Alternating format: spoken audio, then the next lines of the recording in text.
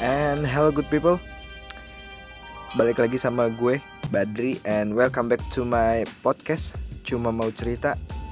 This is the second episode of my podcast and I'm so happy today. How are you doing guys? All good?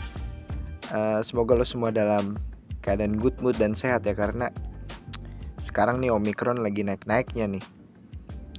Dan agak lama juga ya gue untuk bikin episode kedua, karena bukan banyak kerjaan sih, karena emang gue malas aja gitu. Tapi ya nggak apa-apa lah. Ternyata ngebacot kayak gini lumayan susah ya. Kalau ngebacot nggak direkam mungkin agak gampangan gitu. Tapi kalau lo tahu suara lo itu bakal dikonsumsi banyak publik, ternyata tambah gugup nyet. Ditambah bisa-bisanya temen rumah gue, tongkrongan gue, dia dengerin podcast gue pakai speaker anjing rame-rame. Kan kayak anjing apaan banget sih, kayak masa lu dengerin podcast pakai speaker rame-rame sih? Untung sih nggak ada guanya ya, jadi gue nggak denger juga gitu kan, karena kalau ada gue juga bakalan absurd banget gitu. Kayak nggak tahu sih yang kayak gini tuh gue doang atau yang lain juga gitu ya. Ya yang pasti ya emang jam terbang tuh nggak pernah bohong ya. But overall gue senang sih. And lanjut, hari ini mungkin gue bakal cukup emosional, karena mungkin beberapa hal yang bakal gue omongin adalah hal yang sering bikin gue cukup dilema dan agak lama untuk mikirin hal ini gitu. Lo juga mungkin udah bisa tebak ya apa yang bakal gue omongin sekarang dari judulnya. Yap, about kepedulian dan bodo amat. And I think we don't need to care about everything that makes you waste your time, right? Not selfish, but we just need to care about everything that we need and we like. Gue tuh kadang cukup bingung sebenarnya untuk memberikan respon atau bodo amat aja sama beberapa hal yang kadang bikin bingung gitu. Karena ternyata semakin dewasa, kita semakin tahu ya mana yang benar-benar kita suka dan kita butuhin untuk kehidupan kita gitu. Bodo amat itu erat banget kaitannya sama peduli gitu. Dan kalau gue perhatiin, ternyata masyarakat kita tuh peduli banget ya sama orang lain. Terlalu peduli bahkan. Kadang tuh tetangga suka nyakitin banget kalau ngomongin tetangganya. Lo mungkin pernah lah menyaksikannya. Kayak gue langsung aja ambil contoh. Kayak contohnya ketika ada kasus hamil di luar nikah gitu, kayak anak tetangganya hamil di luar nikah dan dia memulai pembicaraan dengan tetangganya yang lain tentang peristiwa itu gitu. Aneh banget menurut gue. Kayak gue tahu maksud mereka adalah peduli gitu, tapi kalau lo ngomongin hal ini ke semua orang yang ketemu sama lo, ya lo goblok gitu lo. Kayak lo pasti sering denger kan ada kasus bunuh diri gara-gara si cewek hamil di luar nikah. Nah coba deh lo pikir, kenapa dia bisa bunuh diri? Dia bunuh diri ya karena omongan lu. Kayak kadang tuh omongan tetangga yang kayak gini nih yang harus dibodo amatin. Kayak dia bunuh diri karena dia takut sama bacotan lu yang bikin dia sakit hati gitu. Bukannya gue mendukung free sex, itu mah fix salah.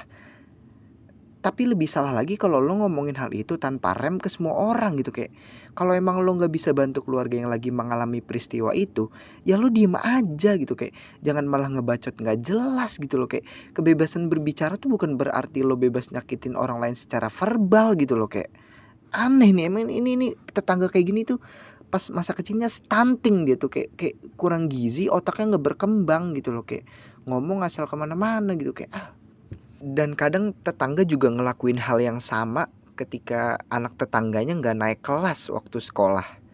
Padahal kalau dipikir-pikir gak ada yang salah juga dengan gak naik kelas kan. Kayak cuma karena omongan tetangga yang kadang gak enak didengar, jadinya kasus gak naik kelas ini adalah kasus yang buruk gitu.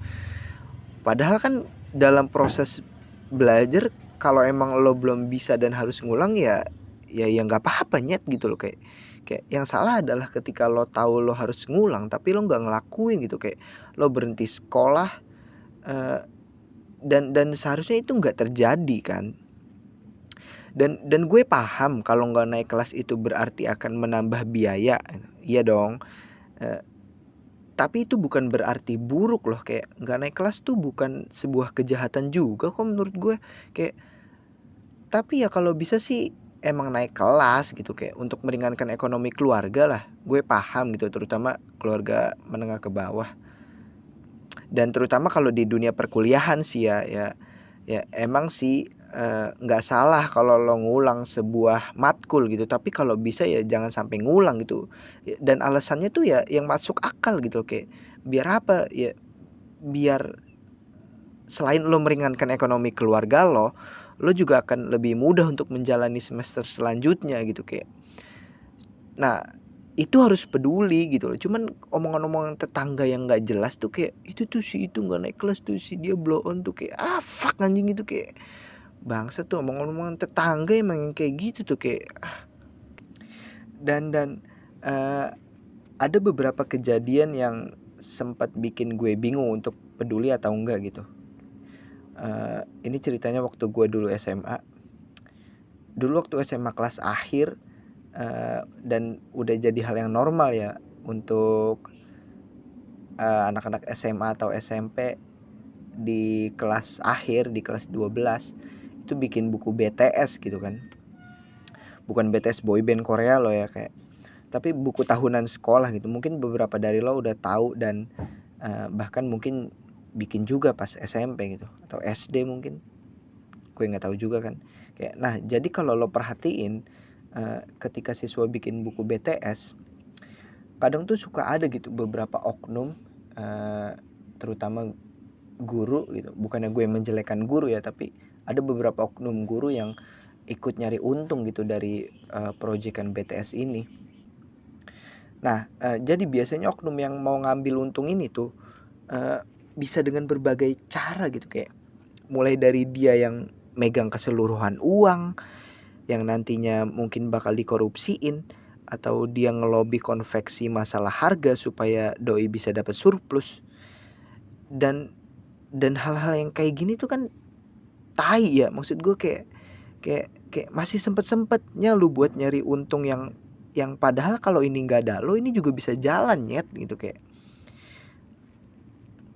Dan singkatnya, waktu itu dia minta beberapa juta ke gue dan teman-teman gue dengan alasan yang nggak masuk akal gitu, kayak dia minta uang untuk dikasih ke Capsek sebagai persyaratan.